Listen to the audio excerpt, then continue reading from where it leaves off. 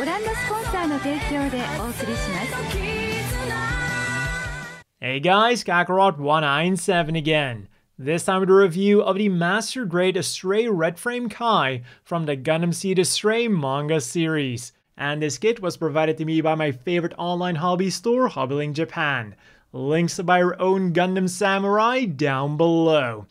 And there's definitely more than a few good reasons to buy this thing. It's got those thick proportions that people really like about the Astrays. It's got a lot of fine detailing just about everywhere. There's no seam lines to deal with, and the color accuracy is also on point. For the stickers then, we get the usual eye stickers, which have clear green behind them, a green and black one for the inside of the head, some metallic green ones for the back camera and the tactical arms backpack, and then two shiny red ones for the torso, which I didn't use because they should have been matte. This then means that you'll still need some white for the fingers, and preferably some better gold for the pommel and the scabbard. It's not horrible, but it's not amazing either. So straight out of the box, we are getting an extremely impressive looking Gundam, although I would highly recommend to at least panelline it to bring out all of that detail that Bandai packed into it. On the inside then, you might not think that it reveals too much more than what it already did on the outside, but that is by design because this thing just doesn't have a lot of armor. So a lot of what's on the outside is actually already the inner frame, canonically speaking. So let's get those few armor plates back on and have a look at the arsenal that this thing comes with. Purely from a weapons point of view, at first it might not look like too much, but you can definitely do a whole lot with what it does come with. First up, of course, one of the most famous accessories of the red frame are those giant swords that he comes with. It's got some nice shiny silver, well, nice shiny metallic for the actual blade of the thing. And then when you look at the inside, you will actually get the name of either sword. One is the Garbera Straight and the other one is the Tiger Pierce. Now, I have heard that apparently on some kits, the blade is kinda loosely attached to the handle, but I can tell you that on mine it is super secure. Also, what I really like is that this here is the hole that goes onto the peg of the hands, and through it, you can see the name of the sword. And what is also really cool is that they are secure enough, thanks to those pegs, to allow for some very easy and very badass posing. And then we move on to the main event of this thing, the giant sword that is on the backpack. And now, you can do a lot of things with this giant sword. But I have to be honest about one thing, which is also the first thing that I noticed when I put this thing together.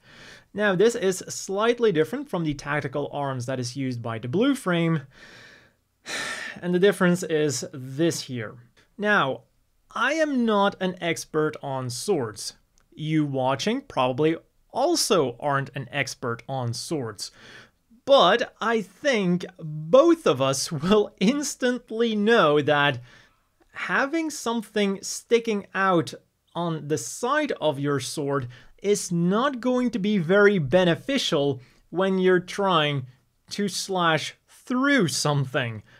Even if you're just brute forcing your way through the thing, this is just going to get in the way. So using this thing as a giant sword is surprisingly simple. You have a grand total of 4 different holes for your Astray red frame to hold on to it, but before you think that posing him with this thing is going to be a nightmare, because I have to be honest, the wrist joint isn't the strongest, we actually get a dedicated action base, which is a slightly modified action base number 2, to hold up the sword. So while posing with this thing still isn't the easiest thing to do, it is significantly less of a hassle than it otherwise would have been. And also, because that is just a modified action base number 2, that means we also get the leftover parts of the normal action base number 2. So if you don't need to use it for that giant sword, you're just getting a very nice red action base number 2 with this set. But now let's have a look at all of the things you can do with this. So the simplest thing you can do is simply detach the beam torch, and now you can literally just have him use this as a beam torch. You can fix up other mobile suits, you can use it as a weapon. It's a very multifunctional thing. Of course, the downside is now you don't have a hilt for your sword, but that is where the spare parts come into play, because you could just attach this handle to this if you want to use the beam torch and also have the ability to use this as a sword. But next up, let's have a look at the reason as to why this annoying piece is included. And that is actually to transform this thing into arrow mode. And as you've guessed it, that is the mode where you transform this thing into a bow.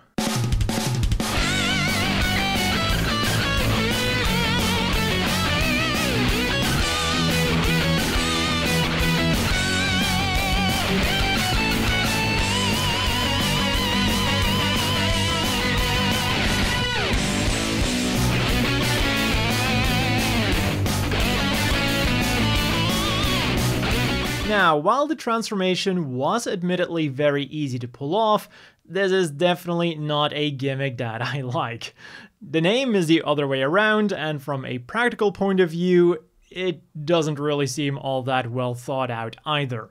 You're trading essentially a high mobility backpack for a super powered beam rifle, while at the same time, you're also hindering its sword mode, the arrow mode.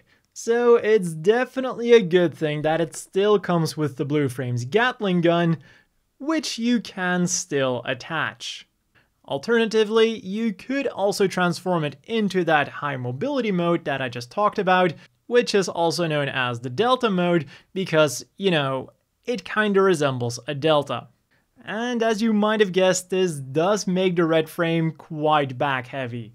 So using the same reasoning, we can also transform the backpack into the V form, the T form, the X form, the U form, and finally also the flight form. That one is an actual thing that the manual tells you to do, by the way. And the manual also tells you that this is the perfect time to be using that action base for the Astray red frame himself. Now, even though it works, I will tell you, be careful, because the action base number 2 is meant for high grades and isn't designed to handle the weight of a master grade. So if you're going to continuously have this thing on an action base, I would recommend you to go for either an action base 1 or one of the other action bases for master grades. And to attach the red frame to that action base number 1, we do get a dedicated action base connector. And then the final thing you can do with this backpack is have it act as some kind of giant claw. The manual doesn't tell you how to do the transformation, but it does show you a picture of the red frame using it. And the story here is quite similar as with the giant sword. You're gonna have to use the action base for it. Also, be prepared to struggle a little bit to attach the hand to the handle. So with that backpack out of the way, let's have a look at the other things that this thing comes with. Of course, we get a small in-scale figure of Lowe standing and inside of the cockpit, but as I've already mentioned a couple of times during this review, this kit does come with leftover parts from the Blue Frame, and almost all of them are completely usable. We get 2 armor Schneiders that also come with their storage units, but unfortunately they connect to the same place the katanas do. And if the regular feet aren't your thing, you also get the leftover feet of the Blue Frame, complete with hidden daggers you can attach to them. Then this is also for the feet. These 2 parts I don't really know. And finally we also get these 2 leftover parts. So, you know, in the spirit of Lowe, I would definitely recommend you to customize your red frame to your liking. So with all of those accessories out of the way, let's have a look at the articulation of this thing. The head is on a double ball joint, goes really far upwards, nicely downwards, rotates around all the way. We also, of course, get some forwards and backwards movement. Although while you're doing so, you gotta be careful with that V-fin. I can't seem to attach it quite right, and every time I try to push it in, I'm afraid I'm going to break something, so that's that. Then the shoulders are also very nicely articulated. They go very far forwards, nicely backwards. They go up nicely like so, and then the arms themselves can also go upwards quite far. They will, of course, rotate around all the way, rotate around below the shoulder, bends at the elbow on two joints with some nice armor separation going on, and then we have a very articulated wrist. Other than the usual ball joint, which will rotate around, turn around, and do everything a ball joint does, it also comes with an extra wrist joint. And then the hands are my favorite style of master grade hands. The thumb and the trigger finger are on their own individual ball joint, and then the lower three fingers are molded together, but they are still on their own individual ball joints, so you can actually separate them should you want to. And then there's also this extra hinge joint for even more mobility. As for the waist articulation, then under normal circumstances it goes about that much forwards, that much backwards, nicely side to side, also aided by that ball joint at the bottom, which is also what takes care of the rotation movement. But even though that was already pretty good frame master grade of the time, you can push it that little bit further by extending it. And now it will go all the way forwards like this, very nicely backwards like so, and then the side to side movement is also that little bit extra. And you might think that this backpack connector right here gets in the way of the articulation, but no, it just goes along with whatever you want. We have an opening cockpit revealing a small figure of Lowe sitting inside, and then the thing has some really interesting waist armor going on, because both the front skirts and the side skirts are on their own individual ball joints, already giving him some nice range of movement, but then they are on a array that is itself connected with a ball joint to the back of it. So you can either move the legs forwards like normal, or move the entire array out of the way for even better articulation. The back skirt then is a bit more conventional, but it is still movable, giving the legs some nice backwards movement. And as you've probably noticed, these swords also don't get in the way one bit, because they are on ball joints. The outwards movement then is basically the same story, although I must admit that those side skirts popped off quite a bit, so just be careful with those. Then the legs will rotate around, bend at the knee on two joints for some really nice armor separation. And then finally the feet are on a hinge and ball joint combo for some nice forwards, backwards, side to side and rotation movement. They also have a toe joint. And then the ankle armor can go up and down, and even the sides are on their own individual ball joints, so they can move a little bit to accommodate some of the more expressive poses.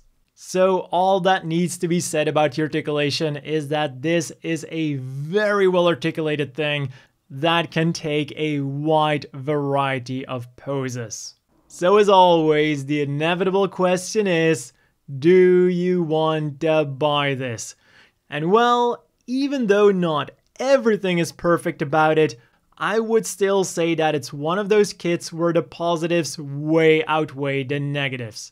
Some parts are a bit loose and you are going to need some paint, but other than that, we're getting a banging version of the red frame, where Bandai was smart enough to include an action base for the backpack in sword mode, thus circumventing what could have been the main issue for this kit.